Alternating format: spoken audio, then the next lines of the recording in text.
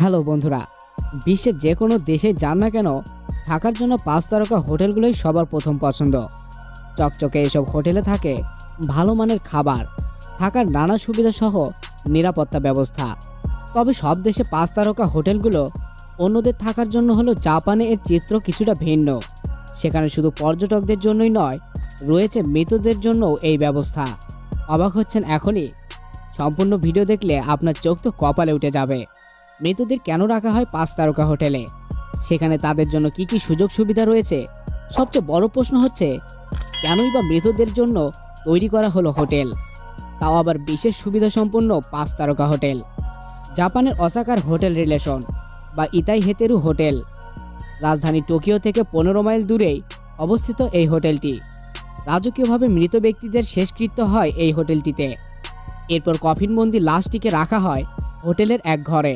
যদিও জাপানিরা মৃতদের কখনো কবর দিয়ে বা পুড়িয়ে থাকেন, তবে হোটেলে লাশ রাখার ঘটনাটা সত্যিই বিরল। মৃতদেহ সংরক্ষণের জন্য জাপানিদের নতুন এ উদ্যোগ ইতিমধ্যে বেশ জনপ্রিয় হয়ে উঠেছে বিশ্বে। এ হোটেলে যে কেউ চাইলেই প্রিয়জনদের মৃতদেহ সংরক্ষণ করতে পারে। কথা হচ্ছে, এজন্য মর্গই তো যথেষ্ট। ঘটা করে হোটেল তৈরি করার কি দরকার ছিল? মৃতদেহ হোটেলে রাখার বিষয়ে গুরুত্বপূর্ণ কারণ রয়েছে। জাপানে কবরস্থানগুলোর সংখ্যা অনেক কম জনসংখ্যার তুলনায়।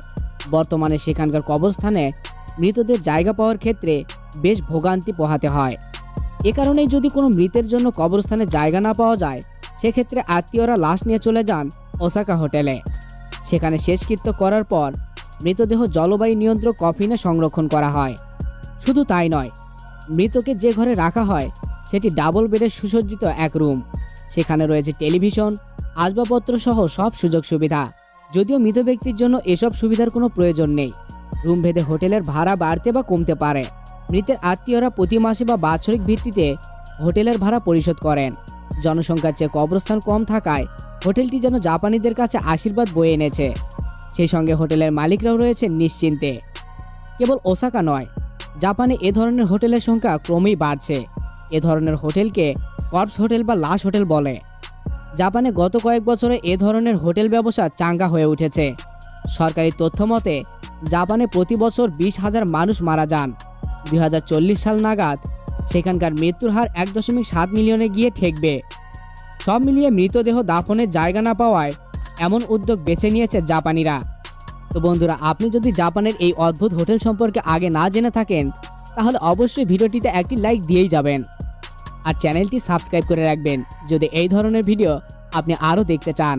তো দেখা হচ্ছে নতুন আরেকটি ভিডিওতে। সবাই ভালো থাকবেন। আল্লাহ হাফেজ।